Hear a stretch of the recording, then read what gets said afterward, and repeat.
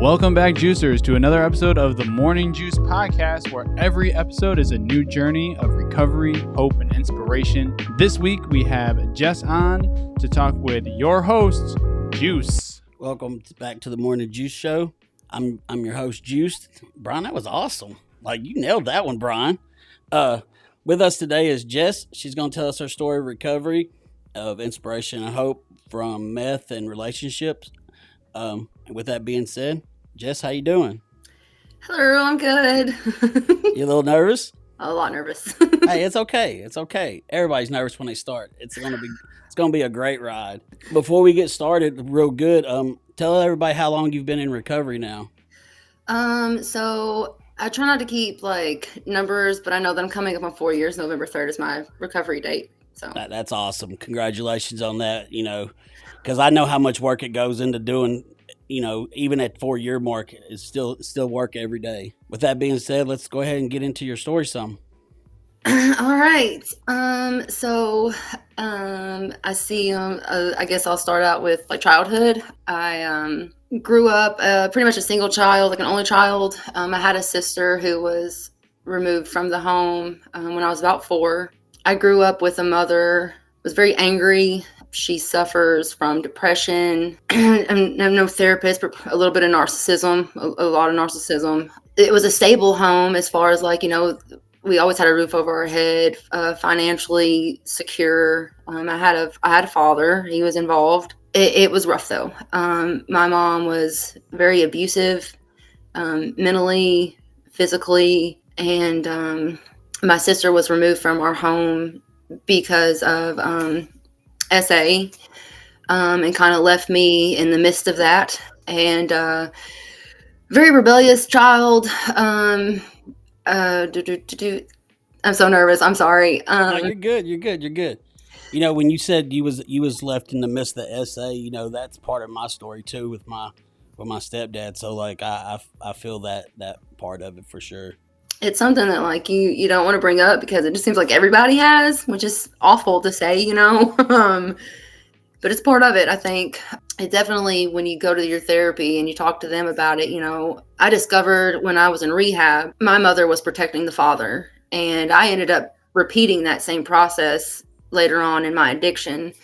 So it definitely played a part in a lot of the relationship abuse that I was in. We moved a little bit back and forth, but like I said, pretty much stable home. Rebellious child. I think the first time that I ever really tried drugs, I was like 12. Really stupid decision to make. I had to go in front of a judge 2 days after that for being disorderly teenager or preteen. And he asked then if I could pass a drug test, and I couldn't. And I think that was the beginning of it. Emancipated at 15. I met my kid's father doing community service at the courthouse. And there he was. He was 21. I was 15. There was a big age difference. I ended up, I really used it as a way to get out of the home life that I was in. And at 15, you think you know everything and you got it figured out. And I didn't know nothing. It seemed fun, you know. I didn't have to answer to a mommy, didn't have to worry about responsibilities, really. Drank a lot. I ended up getting pregnant, which is kind of what led up to the emancipation. So the relationship, I worked pretty much a full-time job after being emancipated, worked when I was pregnant. After he was born, still was kind of drinking, smoked a little reefer here and there. Just everything seemed okay. It really did. I didn't think much of it. I ended up getting pregnant again at 19, and still working a full-time job, supporting my kids and him. He wouldn't work. It was almost like he refused to. It started around the age of 20. I was like, wow, this is not what I thought it was going to be. Right. You know, you see these couples and, you know, they're moving forward and buying homes and they have sweet little families, and I was sheltered and I got to work. You know, he definitely supported that. You know, somebody's got to buy the bag. It wasn't gonna be him. But So, around 20, I like really started to question things. I want to say, it really wasn't too much physical abuse in the beginning. It was just a lot of the mental load was on me. If I wasn't doing, let's just say like, I would buy a bag of weed, give him the bag of weed, and then I would go to pull a joint out of it, and you're smoking my weed, and it's just like, but I bought it. Right. It's actually mine. It was mine. That got kind of tiring. It started in my mind to like, let's try to get out of this, and it kind of stayed that same path for a little bit. I finally one day around the beginning of 2010, I had a conversation. Let me start this. Go a different route. Okay, so at 15, also I was diagnosed with histoplasmosis. I'm legally blind. But in that time, I'm trying to get disability. I'm still working, but like I'm actively losing my vision. And I had filed for disability, and I got in a paper in the mail that said that I had used a different last name than the previous name that I thought my mommy and daddy gave me. And I asked my mother about it. Come to find out, he was not my biological father. And she wouldn't tell me any more information. So that kind of sat with me. And, I've got this going on. Like, my life has been a lie. I've got this relationship that I'm drowning in sadness. And this is not the life that I want. And he's not doing anything to change it. So. Plus, you're doing all the work. Raising the kids by yourself and trying to keep the house maintained. Like, it was basically all on you by what you're saying. It really was. And so I woke up one morning and I decided, I'm out. I'm going to better my life. I'm going to leave. I'm going to leave my kids here for everybody's safety. And I'm going to go get my life figured out. And I'm going to come back and I'm going to get my babies. And everything's going to be honky-dory. And the night I did that, I got introduced to methamphetamines. Well, there went the dream. Right. I ran Ravage for many years. DCS had gotten involved, but I was always able to kind of dip and dodge and duck them. So the kids were never removed from the home. And I ended up having a wreck right in front of my home that I had left. And I thought, well, this is a sign from God. I've got to get clean, and I've just got to stay home for my kids. I ended up staying, got clean. Didn't have to go to rehab. At this point in my life, I had never heard of recovery. Right. I didn't know what that looked like. How old was you at this time? 23. Okay. So, still young.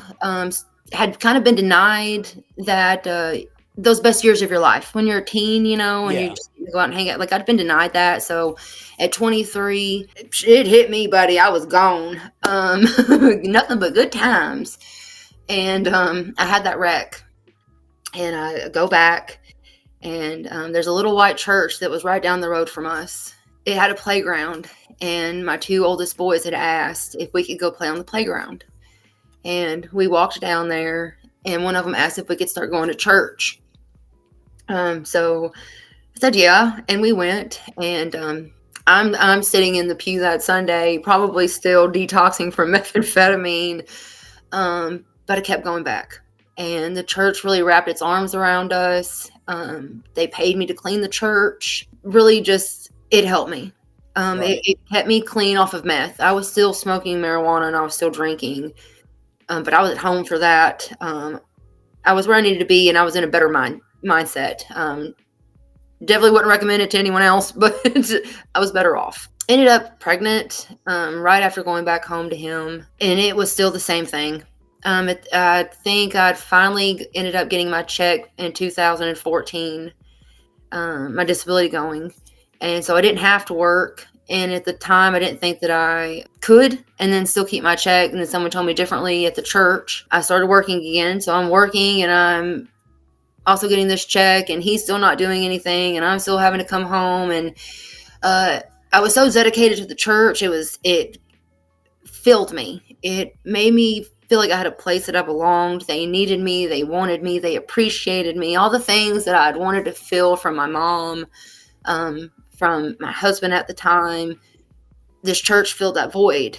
I think that kind of ate at him, and it started to become a problem. Kind of one of those classic, well, who you going to see? Why you wearing that? And it really just deterred me from ever wanting to go back. You get sick of that, There were a few instances of like physical abuse in between 2014. From there on out, once I quit going to church and kind of gave into that, I guess he felt like he had me under control. I worked a full-time job at a nursing home. Loved that. I kind of went from the church gave me my void filler to the nursing home gave me my void filler. Yeah, I get that. Those people love you. Yes, they do. You, they appreciate you. They love you like you're theirs, because a lot of times their own family don't come see them, so like they pretty much adopt whoever works there. Yeah, and they can definitely tell who's there for the right reason and who ain't. Right. And my mom worked at a nursing home for probably 20 years, so like I've been associated in that area of the medical field just because of what she's done. And when I used to go see her, I would, oh, this is your kid, like this is like my grandkid now. They adopt that person, then they adopt their family too. Right. So like I would have to do the rounds with my mom when I'd go see her at work. She would have to take me to all of her favorite clients at the nursing home. You hate to have favorites, but some of them people, whoo, Lord. Yeah, you can't help it, But that it really was that void filler that I needed. And I started in like housekeeping. And I moved up a little bit, and I ended up getting into like a management position for housekeeping. And then somebody was like, well, you need to get your CNA license, Well, I go to do all that. I passed the test. Nursing home can't hire me, not as a CNA, because I have domestic assault charges. Yeah. I'm like, wow, dude, like this sucks, because I really want to do this. And that the drinking and the fights and the altercations, all that good time, it's starting to show up in what I really want to do with my life. Right. I ended up being able to have all of it expunged, and went ahead and did the CNA thing. Did it for a long time. Very hard work. You gotta want to do it. You don't get paid enough to do it, for sure. Absolutely not. Not materialistically. I will say, I got a heart of gold. Like I come across as a real bad Betty. Paying it forward. Yes. I've got 7 kids, and I hope to God, and one of them said, well, Mom, we would never do that. But, I've had to wipe people, and take care of them, like personally. And one day somebody might have to do that for me. And that's just paying it forward before it even comes back to you. Before it even comes back to me, So is he still not working at this point at all? He's still not working at this point. He did do the luxury of taking me to work and picking me up from work, because by this point, so he could have the car all day too. Well, but he had the children. Yeah. I had been in a wreck where I ended up getting my license removed anyway, which was probably the best thing. But I can't see to drive like, what you see here, who you hear here stays here. But like, I would drive from time to time, but I wasn't supposed to, and it's just a safety issue. So he was taking me back and forth to work. Never had to pay for a babysitter, so that was a plus. I ended up wanting to do more in it, and it really just dawned on me that like, you're stuck. My vision, it's super impaired. I did good to be able to chart at the nursing home. It's just no way that like I was going to be able to move forward. And I think that really stuck with me. I have a addict brother-in-law, and I remember coming home one night and just being worn out. It was a Friday. I never will forget this. The kids that went to my mom's, I asked my kid's father, I said, do you think you can get some of that stuff from your brother? And he showed good. And phew, we was off to the races. And I was a whole weekend warrior for about 4 years. So how old are you at this point then? What year are we talking about now? So probably late 2018. Yeah. So you're still with the same guy at this point. Same, 16 years, hardcore. And things, they're still the same. He's not working. There's no emotional connection from him.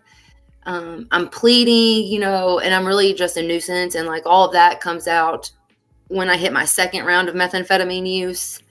It really got ugly. We call up the brother-in-law. We're doing our thing. He starts to leave and come back. By this time, we've had I'm so scatterbrained. By this time, we've had 2 more kids. The 6th kid that we had, she was born in 2020. So I've been an addict full blown for probably about 1.5 years now. It's about the same time as COVID hit. I'm going to these OBG appointments to get checked out, and I'm not thinking that they're drug testing me, but lo and behold, one day she comes into the room and she's like, we're going to need you to start coming in every week. And I'm like, why?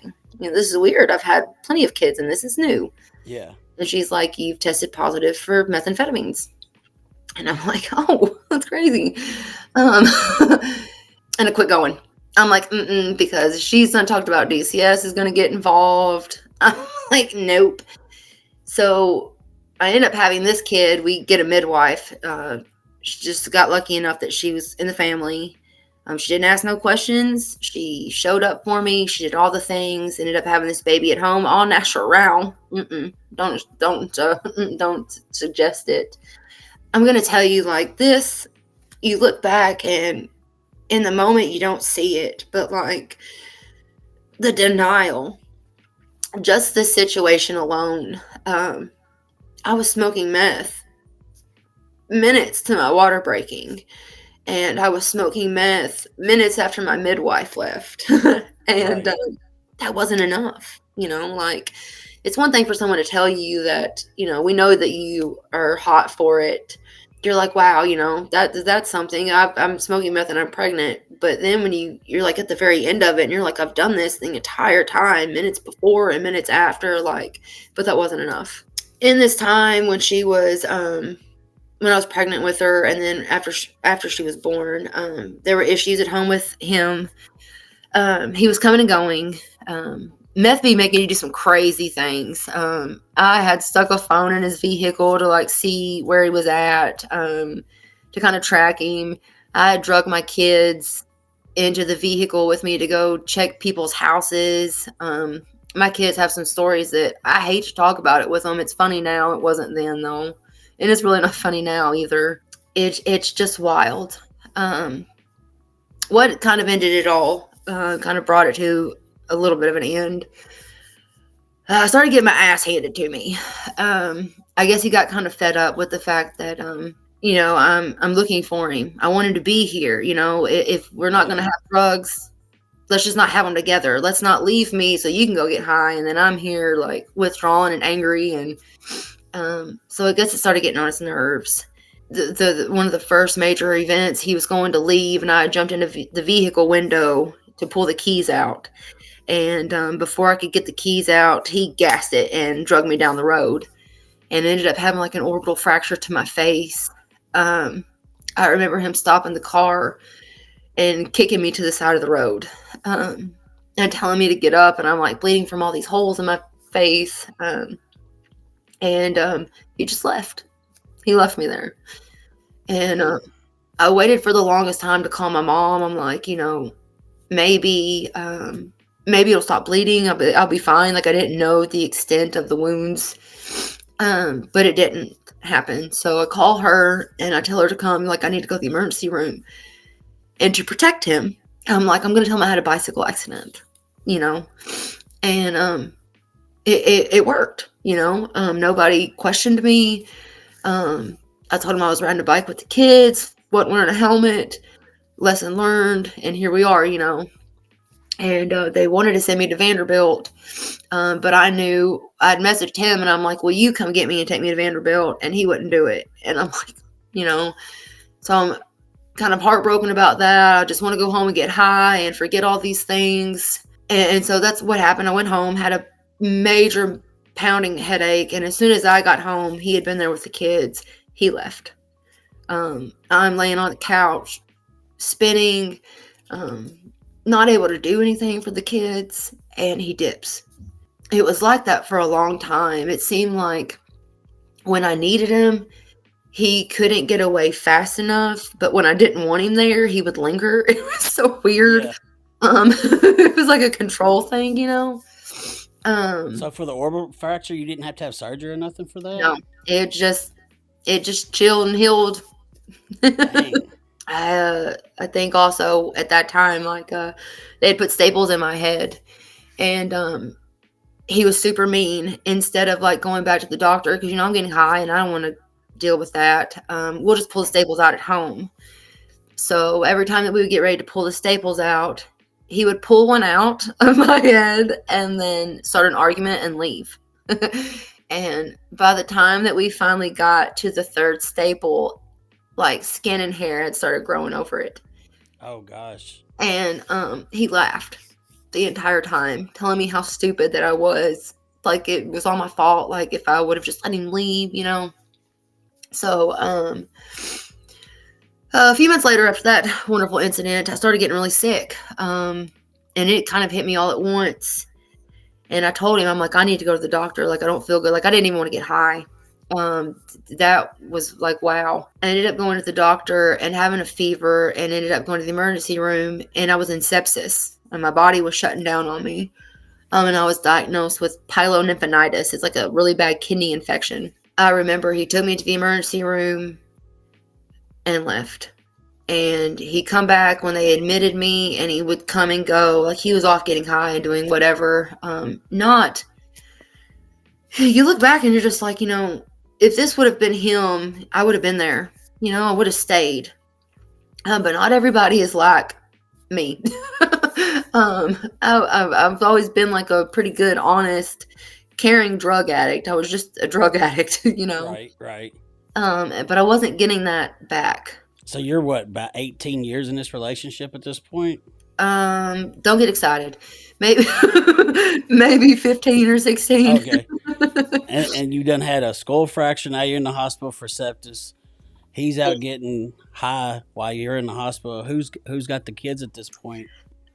Between my mom and his mom, they would stay really the majority of the time, to be honest with you. I was locked away in a bathroom, and when I wasn't in the bathroom, I was usually conked out for, a good 18 hours. Once you stay up for 4, 5, 6, 7 days, you're out when you finally do get that sleep, Yeah. So they were in between parents' houses. Get out of the hospital. A few weeks later, like this all just kind of shit just really hit the fan at one time. There was an argument between my oldest son and his father. And it got into a physical altercation, and I walked outside with the broomstick, redneck, just gonna whap him.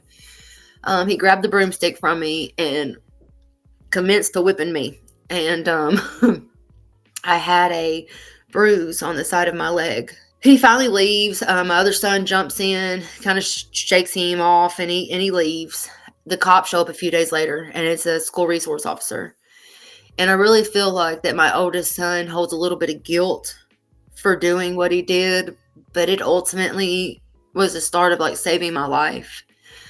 He had went to school and he'd reported what happened. And the SRO officer wanted to see the bruise. And I'm like, what bruise? And this thing was massive. It was like the size of my face. Like there was no denying it. Right. I didn't want to show it to him, and I didn't. And he's like, if I've sent a female officer, and I'm like, nope. So once again, I'm protecting the father, He was super abusive to our kids, except for one. He used to slap. I want to keep him remaining nameless, but like my second born, he would ask him, and this was before really the meth hit, because he started using with me eventually. What's your left hand? Which one's your left hand? And if my son couldn't answer fast enough, he would slap him. He was super mean to the oldest one, to the point where the oldest one had come to me one night and he's like, Mom, I want to know what side of the bed you sleep on, because if I go in there and I beat Dad with a bat, I don't want it to be you. And I'm like, oh, this is what life has come to, The third one, for some reason, that's the golden child. He never would do any harm to him. I remember that little heifer called me the B word one time, and I was about to pop him, and he ran outside to his dad, and he wouldn't let me whoop him. And he come back inside with him, and he said, if you whip him, I'm going to whip the second oldest. And I'm like, what? Like, this doesn't make any sense to me. But it was just that was the mind fuck that me and my kids lived in. We've got this huge bruise in the midst of all this drug addiction. It's so scattered out, and I apologize for this. No, you're good. You're good. My fourth born was a daughter. Finally. Oh, God, I wish she would have been the last one, but it's what it is. God's got a sense of humor. She walked outside. She was mad at him for some reason, and he was sitting on the porch, and she walks outside, and she says, hey, Dad, you. And he had popped her in the back with a stick, and it had bruised up real bad. And I took a picture of it, and I sent it to this lady that I had worked for. I knew her for a really long time, and I don't know what caused that. Like, I don't know why she was the one that I chose to send this to, but I sent it to her, and I told her, like, I need you to keep this photo. If he finds my phone, he's going to break it. Just protect this for me if I need it. And she said she did, and I never heard anything else from that lady about that, and never thought about it again. I don't know what made me send it to her. Lo and behold, the school resource officer reports the broom beating incident to DCS. DCS steps in. They were removed from the home for an unsafe home environment. Drugs hadn't been brought into that picture yet. There was just a lot of domestic abuse and child abuse. And they removed him. And he would come long enough to like steal toilet paper, take a shower, eat, and sleep, and then he was gone again. Like, me and the kids would take bets on how long he was going to stay. And this was for like hours or maybe a day. He was never there. He's not aware that DCS has come and taken the kids. I don't really know how he found out. I remember they said, the DCS lady called me, and she said, we're going to let the kids come home. Cool. They were staying at his mom's house. And before the kids got off the school bus, I'd be dang if the DCS lady didn't show up, and she said, we're not going to let them come back. We're going to put them into the foster care system. I need you to kind of pack their stuff up. And that's really when, like, it got real as far as like the relationship and being addicted to this relationship and what this relationship is doing to me. And I don't think that people understand some of the worst withdrawals that I've ever been in my life come from the ideal that I love this person and I need them. Withdrawals. I don't know that I've ever really withdrawn from meth, but I've been shaking. I've been crying. I've done some real crazy shit in the name of love, Right. It was exhausting having to fight to try to get him to stay, but inside you don't want that. It was just wild. When he finally did realize that DCS had come and taken the kids, he blamed me for it. He blamed DCS for it. It was everyone's fault but his. He played the victim in that. I remember, and I'll never forget this. It was on a call. They had asked us to describe something about each child. And, I'm at home, and I'm an addict, but I'm there, and I'm doing the best that I can as an addict can do. Like, I'm not off, sucking for a rock or, any of that. Like, I'm getting it with my own money. I was a parent, the best that I could be. They asked us to describe each child. And I'm telling them these things, like Whitney's learning to tie her shoe, Harley's in football. And then it come to his turn. And all he had to say was, this is bullshit. I just want my children. Like, he couldn't tell them anything about our children. It was just that victim mentality. And it was just wild to me. So, lo and behold, I go in front of this private investigator dude.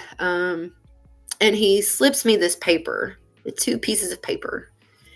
And on one piece of the paper, it is a screenshot of the messages that I had sent the lady, 4 or 5 months prior, with the picture of the bruise of my daughter's back. And I'm like, wow, like, holy crap. How did you get these? Someone else had already reported prior to this what was going on. And so, they investigate, they talk to all the kids, they talk to me. They want to know, they want to make sure that I'm not going to let him back into the home. If I can stand on that, they'll let the kids come back.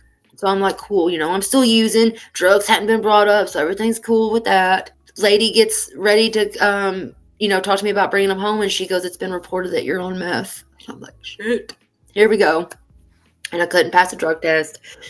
So, I had a couple issues with the law. I had to go see a probation officer, which I really wasn't on probation. It was more like a supervision thing to keep me in check till I was in court. But she found out about the drug thing, and they're like, you've got to go to rehab. Did all the things, packed up my bags, and I went. When I went into Freeman, weird, super weird, dude. Like, never in my life have I ever heard someone say, hi, my name is, and I'm such and such. I was super angry. Like, this is some bullshit. Like y'all are about to let me have my kids back. And just because I smoke a little methy meth, now I've got to come do all this crap, like it was, at that point I was playing victim. That's what I was finna say. I was like, you kind of started playing the victim. I really did. At that point. I'll own my shit. I sat in that room at Freeman, and everyone's going around introducing themselves, and I got my baseball cap on over my head and coming off of the stuff because, just like any good addict would do, I got high before I went. Absolutely. So I'm coming down, and I'm like, I'm not feeling this at all. Like, I hate everyone. It's just, bleh. Like, I'm not an addict. I didn't know what an addict was at that time. And that first round at rehab really kind of opened my eyes to what was going on as far as with the drugs and with the relationship. My counselor there really kind of helped me focus on the relationship part of it. And I was not cool with being at rehab for the drug part, but here she is, she's talking to me about covert narcissism, and it really was that. It seems like I have a long list of people in my life who, like I said, I really am a good person, not to toot my own horn, but I just get some shit people clinging to me. They can't stand to see me happy, and it's really made life hard. So we focus on this relationship thing. They let me go before my mom had come and got me to take me to rehab. I was sitting in the bedroom smoking my thing, and I still had a little bit left. I couldn't smoke it all. So I stuck it in a curtain panel with my pipe, and, I'll be back for you. And that I knew the whole time I was in rehab that I had the sack there, that I had everything that I needed there. Sure enough, I get out of rehab, go home, relapse, boom, right off the rip. DCS is still involved. The probation officers still wanting to see me. And I dodged and dipped and ducked and was honest with the probation officer. I'm still getting high for about 4 months. And this is November 2nd, 2021. And I've shared this in my recovery group. I will never forget this day. I had laid out 3 lines, big ones, buddy. And was about to rip all 3 of them bad boys. And something said, look out the window. And sure enough, there was a police officer out there. And I never will forget, The Price is Right was on, so it had to have been somewhere between 10 and 11. I tell this story, I'm like, I could have ran. I've seen me do it. I had a warrant out for my arrest for a reason. I didn't go see the probation officer. I could have easily dipped out this back door and lived to get high another day. But I think I was just really just tired. I'm having to answer to all these people. I'm not getting anywhere. He's out of the picture. Like, that first stint at rehab, it saved my life as far as the relationship part went. I really took all of that to heart. So I'm in this mindset, like, I don't need him, don't want to mess with him anymore. So it's just me. And he's not fighting to get the kids back. He's not coming to the court dates. He's not talking to DCS. He's not doing anything that he's supposed to do. So it's all on me. And I walked to that door and opened it up, and he's like, I got to take you in. And I remember him being like, you want to go get your phone and your wallet? And I'm like, nope, I don't. It was in the same room laying next to the 3 lines. Yeah, I don't want you walking to bedroom and see what I got laid out right now. Yeah, it's okay. To this day, I still have no drug charges. So we're fine. We don't need that stuff anyway. So I go. That was the last time that I've used, was that November 2nd. I sat in that jail. This was a turning point for me. This is where shit gets good. I sat in that jail, and I wasn't doing 2 and 3 and 6 days anymore. Like, I was looking at a 2-year sentence. I'd been in there for a few days, had my court date coming up, and I remember, like, on this little legal envelope that they give you, I wrote out all these goals. And my mama got me a chirp thing, like a texting thing. I was texting the caseworker from DCS. I was talking to Charles from the rehab, trying to get away, because I already knew, like, I got to get out of here. I remember telling God, I cannot do anything that I need to do in these walls, and this is not the life I want to live. Please help what this judge has me to do be in my favor, and I'll never use again. And I knew that if I got that 2-year sentence, that, like, my kids were out. Like, that was not an option for me anymore. He told me that day at court, I need you to be in rehab. It was Thanksgiving week. I'll never forget that. I told the probation officer, I was still kind of feisty with God, like, just let me spend Thanksgiving with my non-existent family, like, because nobody wanted to have nothing to do with me. She gave me till Thursday, I want to say. My court date was on a Tuesday. I was like, I went home, and for some reason I was like, just forget this, like, I'm going. And I was back in Freeman on Wednesday. I did all the things, cared. When I first went into rehab, I did not care. I did not want to be there. I was not there for me. I was not there to better my life. I was there because somebody told me that I had to be. I was a functioning addict, and what that looked like for me was I had a roof over my head. I remember telling my plug, well, I have my kids, you don't, and now look at me, I don't. But I had them at one point. I had an income. I was good. I was doing all the things that I thought mattered. I was functioning. So I go in to Freeman the second time, and it's different for me. I want to learn. I want to be there. My life has become unmanageable. I need to get my kids home. I don't want them to feel like they have no one. That, like, I don't want them to be one of those my mommy and daddy didn't love me kind of stories. Right. So I do all the things. I get out. Didn't have. So I'm in there. I ended up going into IOP, but staying at Freeman to do that. And while I'm in IOP, a tornado comes through my little hometown and hits me trailer. Golly. And I'm like, wow. They let me have like a 12-hour thing or a 24-hour pass to go home to kind of see what everything looked like, what the damage was going to be. At this point in time, I had safe baby court and a church that was going to help me get my house ready for DCS to come through and inspect when I got out. And now we've got this tornado that's done ripped through and took off a bunch of things. And I'm like, this ain't it.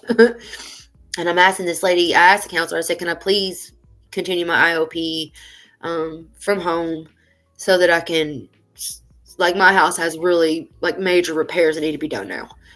And she let me go. I'd keep coming back and peeing clean for them. Yeah. I did all those things. I'm seeing my probation officer for the first time in my life. I'm able to pee clean for her. I'm fixing my home. It's the overwhelming amount of support that I got from the people that I thought was against me was insane. We were working on the house. It was good enough I could stay there. Eventually, I did get, like, the power back on and all that. But I remember sitting in a meeting, was waiting for the meeting to come on, and I could hear my brother-in-law across the road. And I knew he had drugs. And I'm like, I'm overwhelmed. I'm tired, and, like, I really started feeling like I might go ask, And it was when that meeting was over, I'm like, wow, I'm not ready to be home yet. And that was a huge change for me because I'm independent. I got my own house. I got my own money, like to have to ask for help again. It kind of hurt. But I got a hold of a friend that was managing a sober living, and I need a room. I need to get out of here. I'm not ready to be here yet. So I'll go back to Dixon and stay there for a few more months. Got so blessed. The safe baby courts paid for the time that I was there. I never had to pay rent. I just had to get food and stuff. Continue to pass all the drug screens and all that good stuff. Continue to stay in contact with DCS. Was going to visits. There was a time or two where like big resentment filled up toward DCS because of like a visitation. In the beginning, I was able to see my kids face to face, but because of a no contact order that hadn't been lifted, and the two boys were there, and I showed up, they revoked my physical visitations with my kids, so I was only allowed to see them on Zoom. They finally gave me back you can go see them in person. Everything was starting to come together. I was staying clean. I had a clearer mind, like I'm very aware that like I can't do this on my own anymore. Slowly but surely the house is getting fixed good enough that the kids can come home, and the kids come home. Recovery does not look like what I thought it would look like. And we had talked about this earlier. Life is not necessarily better.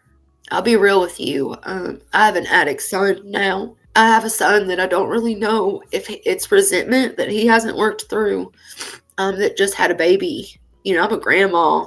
I've got to see that baby one time. And then my other kids, I think they kind of see, the changes that have been made. But I'm still dealing with consequences from my addiction. I kept my kids in a really bad place for a long time.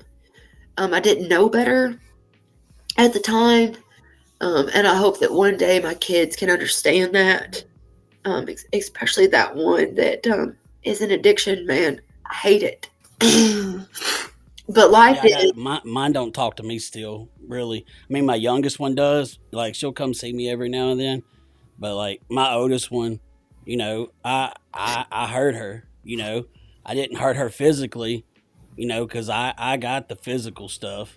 But I didn't realize how much I yelled when I was just in my mental funk, And it's not that I was yelling at anybody. I was just yelling.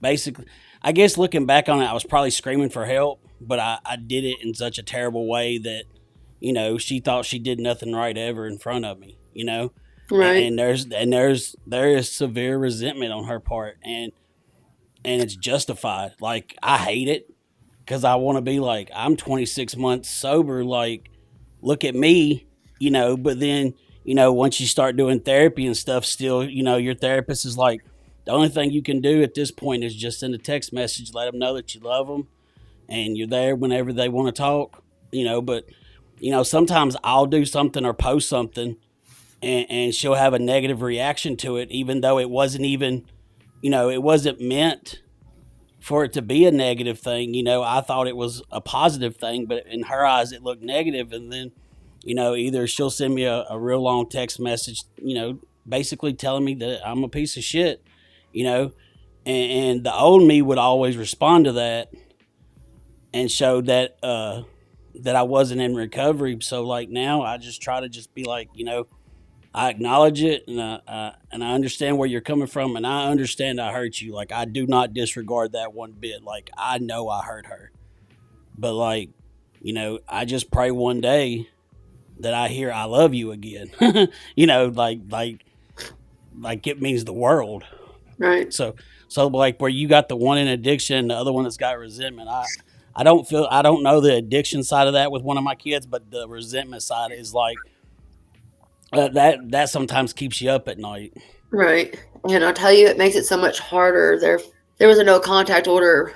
They weren't allowed to see their father for years.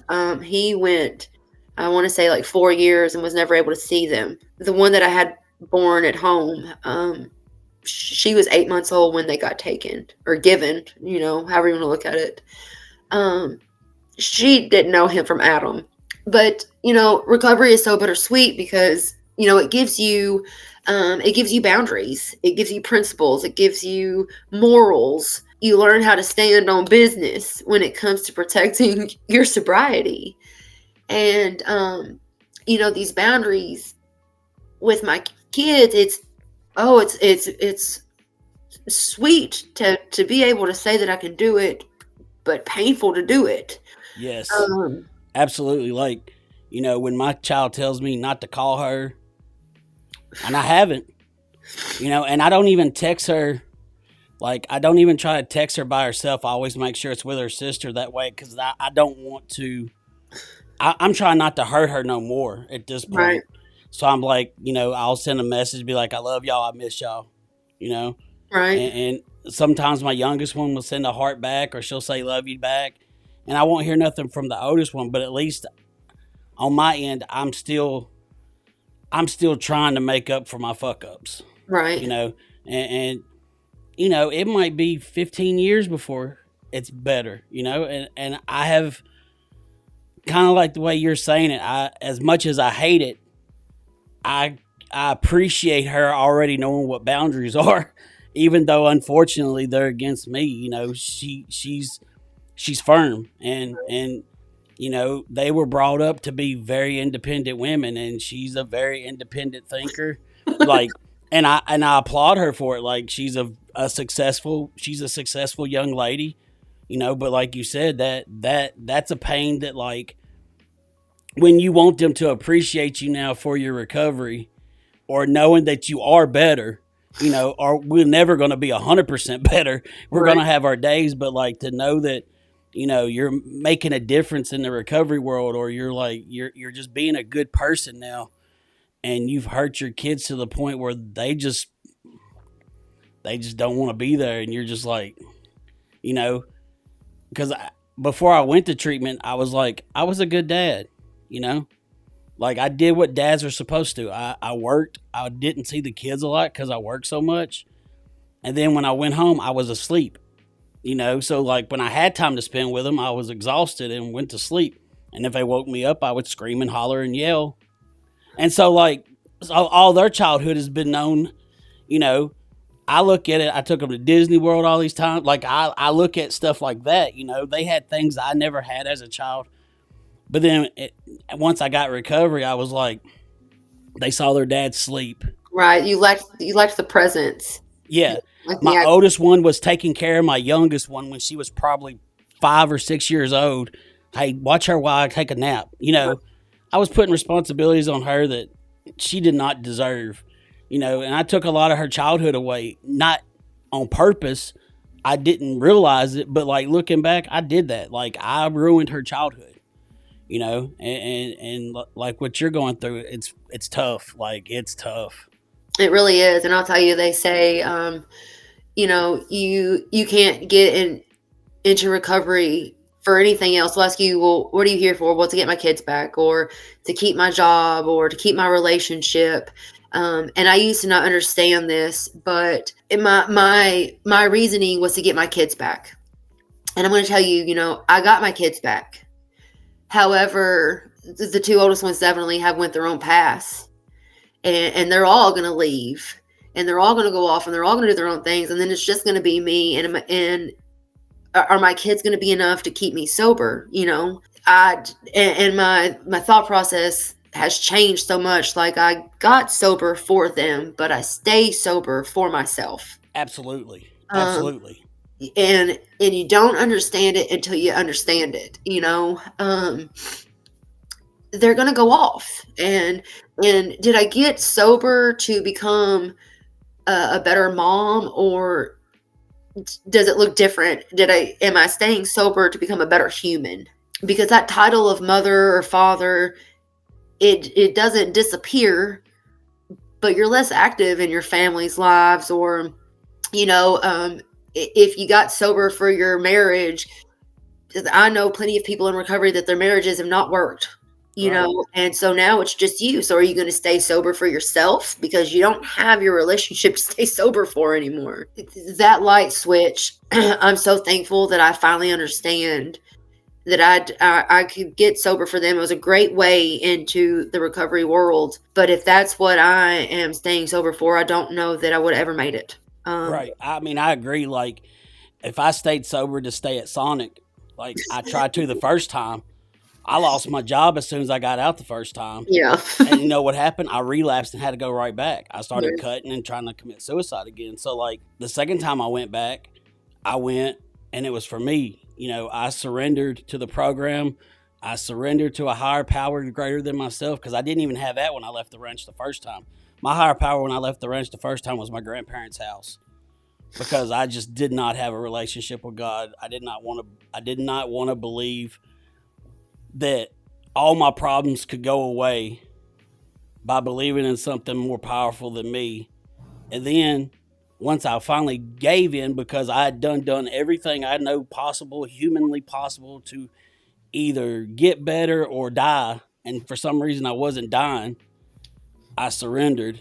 And for me, that surrender was like I took the weight off my shoulders and stuck it upon his shoulders, and now I just listen now. Like, and it's crazy.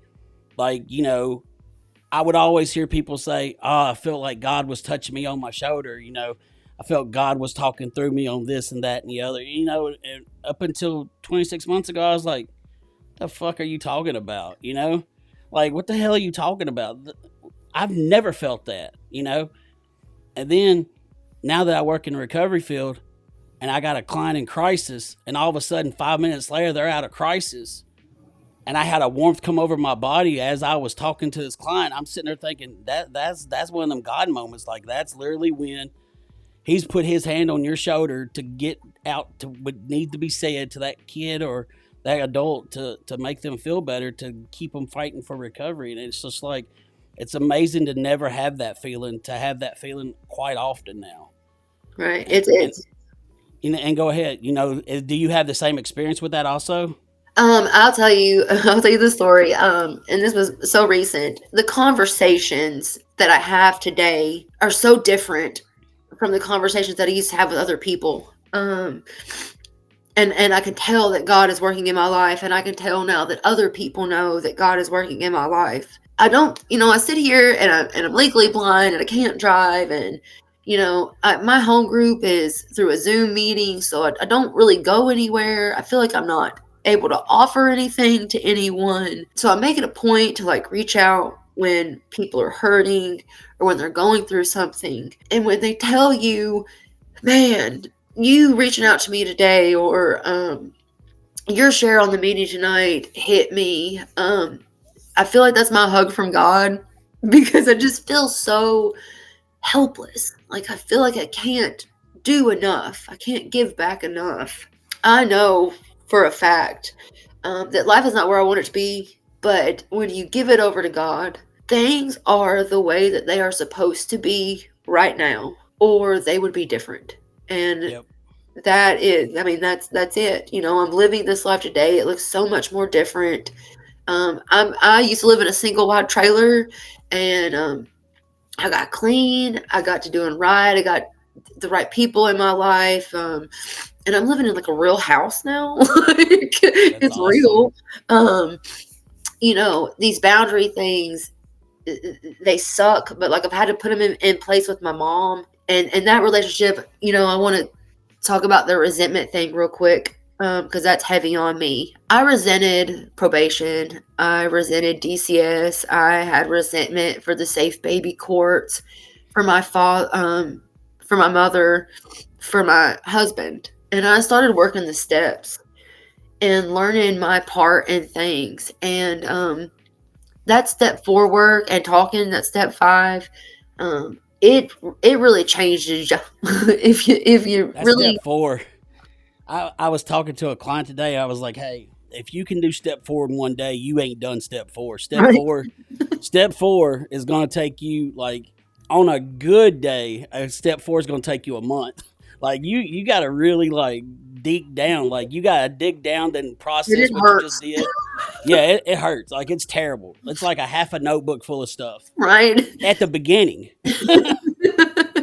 Right. I remember doing my step 4 and like talking to my sponsor about all of them. And I had to call her back a few days later. And I'm like, look, there's this one situation that really weighs heavy on my heart. And I forgot to tell you about it. So like I'm constantly doing the work, like I said, it doesn't look like what I thought it would. It's not glorious, I got my family back, but I didn't get my family back the way I wanted them to, the way I wanted it to be. But I let go of those resentments, the baby daddy from my mama. I found my parts. Like Law would have never had a care in the world about me. I would have never been on the radio. Had I just been doing right. DCS would have never stepped in had I just been doing right. And then talking about like, I remember in rehab thinking, I'm a functioning addict because I've got a house, I've got money. Those were the things that mattered to me then. And nowadays, I'm not missing school functions. Right. I'm not tucked away in a bathroom. I'm not. My kids, I remember bawling one time. I bawled for like 4 days, so much so that my tear ducts had clogged and my eyes was swelled shut. My kids don't have to see that version of me anymore. I'm actually a functioning human. And yesterday in a meeting, they had talked about what did you trade your addiction for? And ultimately, I really didn't trade it out for like food or for shopping or any of that. Like I traded it out for what life should have been like all along. The ultimate goal in recovery for me is not to trade out, smoking meth for shopping or for eating. The ultimate goal is to heal all that childhood drama and trauma, so that I don't have to try to deal with it in any other way. Like I'm healed from it. Recovery has really given me that. I have found a group of people that understand me, who fill that nursing home void. There are people in recovery who really need me, who really value me, who appreciate me, who don't want me for anything more than maybe my ears or my story.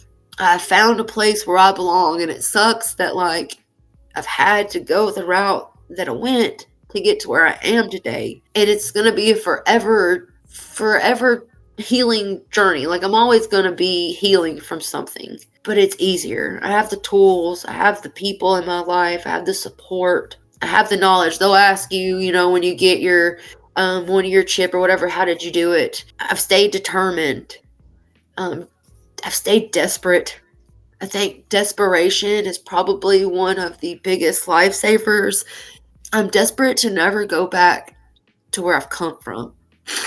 And I feel like if you're not desperate for that, I don't know what your chances are. See that's what I tell, like, now that I work in recovery, I always tell people every day, and when I'm doing group, the most important person is the newest person in this room to me. I was like, because I see their pain, I see their day 1, I see their day 5, I see they don't think it's going to work. This is the 15th time they've been in treatment. What's going to make this place I'm at now different from where I was at the other ones?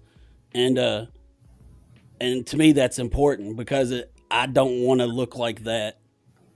I don't want to feel hopeless. That hopeless ever again. Like I want to always be hopeful and be able to shine a light on somebody when they're in that situation, whether it's just a hug or a kind word or just be like, I love you today, because I don't know how it was when you was in treatment. When I was at the ranch, we said, I love you probably more in 30, 40 days than I probably heard it in years. And I knew those group of guys, they loved me. And I loved them because we had moments where we shared some of the darkest, most terrifying shit that happened to us that nobody else knew except for those 10 guys in that room with me. And I knew it was a genuine, true, I love you like family, you know, and I don't think people understand that, like, having that group of people that I still talk to today, you know, because that was how strong that bond was when I was in treatment. We just had a group text the other night, you know, making fun of one another and stuff. And like, you know, they're texting me, telling me that I got a big head when I'm on the podcast and stuff like that. And they're asking when they're going to come on or when we're going to tour Georgia to go visit some of them and stuff like that, you know. But it's just having that camaraderie, you know, that they were the founding brothers for me. Right. You know, they're literally the foundation that helped me start my journey. Why would I ever want to not talk to them once I got out? You know, they're family. They loved you until you could love yourself. And that's really what it is about. They say it's a selfish program, but like, I'm learning that it's a self-love program. When I love myself, I make the right decisions for the right reasons. There is no selfishness involved in it. It's all from learning to love myself. And I like that line. That might become a t-shirt here in a little while. One of my core beliefs in rehab was that I was unlovable. My mama didn't love me. She abused me. I was mistreated. Same thing with the baby daddy. You know, he told me I was hard to love, that he could never love me. And I did all these things to please these people. And I was just killing myself. And I really just felt like, you know, I'm unlovable. And I remember my counselor telling me, we're going to love you till you can love yourself. And I thought, you are gay. This is stupid. The part of your story that hits me the most, though, is the relationship aspect, because my mom has been in terrible relationships, you know. My mom and dad got married young. My dad wasn't physical by no means, but my dad was young and he hated his job as a farmer on the family farm, and like, he just yelled all the time. I remember him yelling when I was a kid, you know. And then mom left and got with my stepdad, who tried to kill her and was coming at me and my brother, more me. He didn't come after my brother till right at the very end, and that's kind of when my mom walked away. And then the guy she's with now, he's a piece of work in himself. You know, he's one of those that has literally laid on the couch for 20 something years. That's the one she's been married to the longest of all of them, you know. And like, he don't work, he don't do nothing. And my mom worked herself with that liver disease she had almost to death because of him, you know.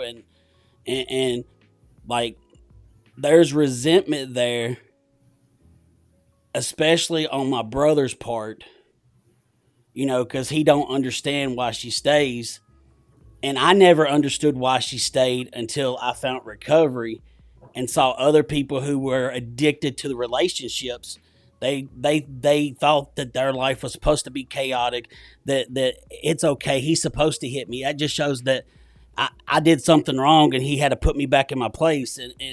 And just scenarios like that don't even, it's not even true, you know. but like, you're so scared that you're not going to be loved by somebody. You stay with the person that you in love with, even though they truly don't love you.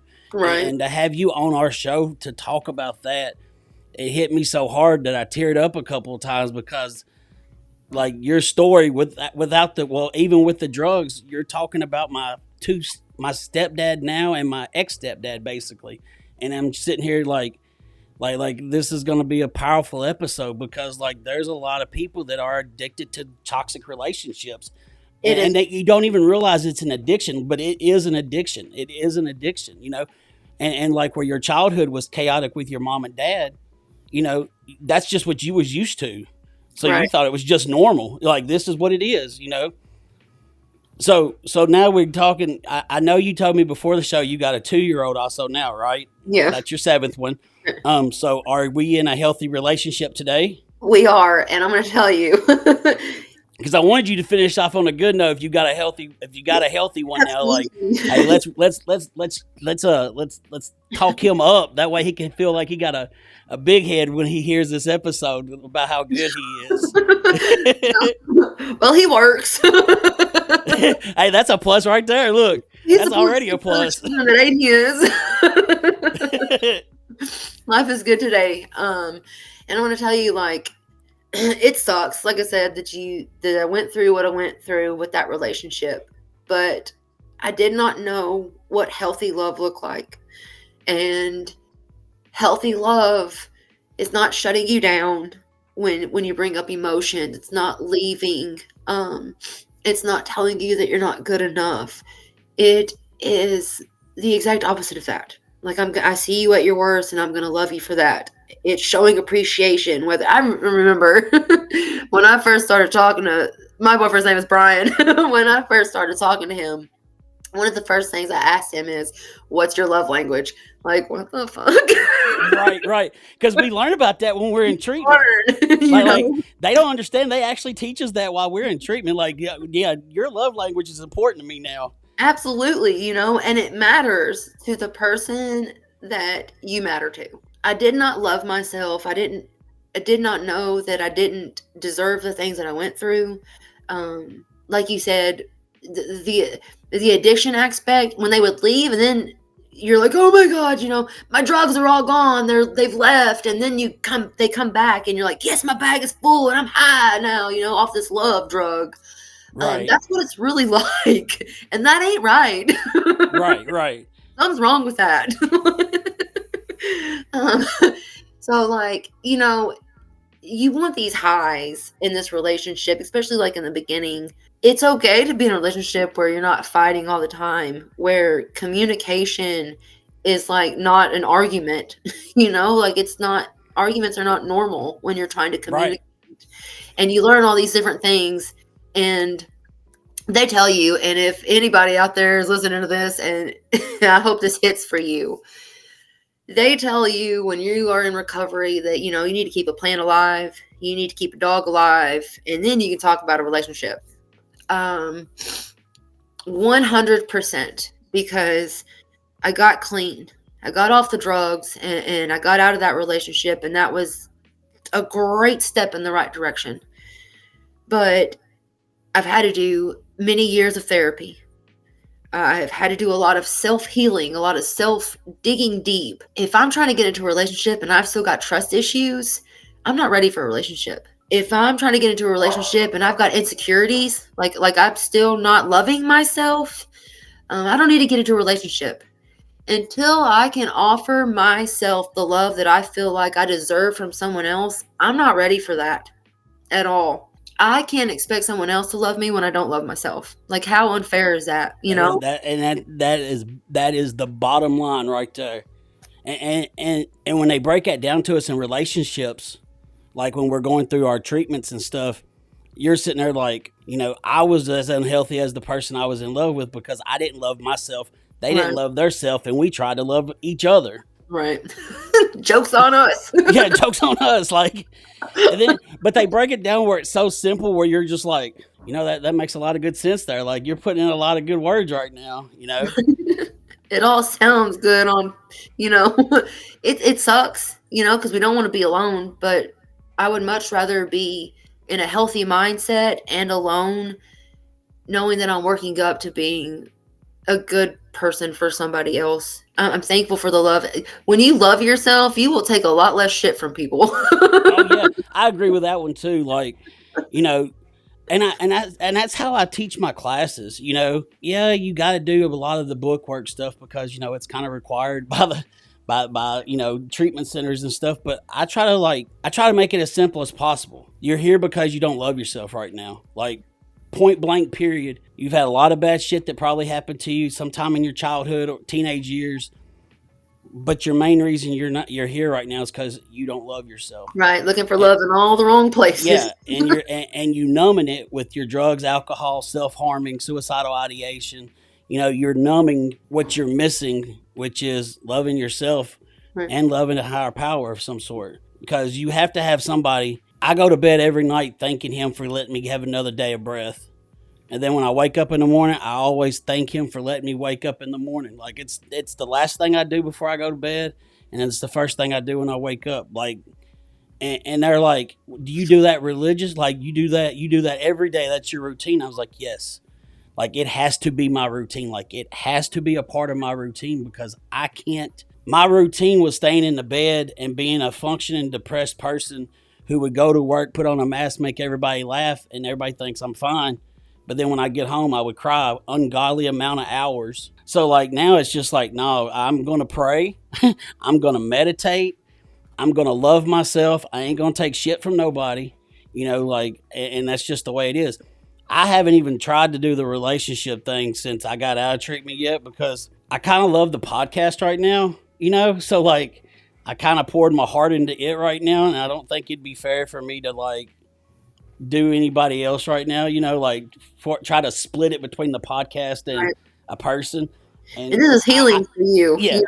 And for me, it's like this, God's going to make it happen when it's supposed to happen anyway. So like, I'm just going to sit back and enjoy life because if I try to push for a relationship, I will do something dumb and start messing with my recovery. And it ain't even worth it right now. They say anything you put before it, you're going to lose anyway. Right. Absolutely. And here's the thing. I told this to this one girl that I'm not really her sponsor, but like she's the one that she comes to me. And so if I wouldn't date myself, I sure wouldn't expect anyone else to. Right. Exactly. So, like, and there was a time before meeting Brian that like I wouldn't. And I didn't want to put anyone else before my recovery. This is what is making me the person that I would want to date. Like I can't set this aside. This is making me better. I'm the kind of person, I've got integrity now. I'm honest. I'm not littering. Like I'm working every day to become a better version of myself. And I'm finally to where I would date me. I'm healthy. Right. But there's a lot of work that comes with it. And it's, 16 years of a horrible marriage, 15 years of a horrible childhood. Ain't no way I was healing from all that in 60 and then you had addiction on top of all that too. That was numbing it. So like, yeah, it took a while, And it does. It's just, there's no need to rush it at all. Like if you find someone, that's great. But if you stay by yourself, live your best life. I have someone tell me, the main purpose of life is to live a long time. Absolutely not. The main purpose of life for me is to have fun. Quality of the life that you have. You know what I'm saying? Because I don't want to live to be 100 years old if my back is broke and I'm pooping on myself and like no. Yeah, I agree 100. I would rather live to be 40 and have done all the things than, so. I told somebody, they asked me, some of my clients be asking me all the time, they're like, why wouldn't you date right now? I said, because I'm not at the point to where I want to check in when I get off work. Right. I was like, I've been single for 7 years and just been do whatever, somebody's like, hey, like especially the last 2 years, hey, you want to go to a meeting? Sure, let's go. Well, if you have a relationship, a lot of times you're going to be like, hey, I got invited to go to a meeting, blah, blah, blah, blah, blah. Then, they're going to be like, with who? Yeah. Who's going to be there? No, we ain't doing all that. Oh, really? And for people that don't know, I've known Jess for probably 2 years now. Yeah, close to 2 years.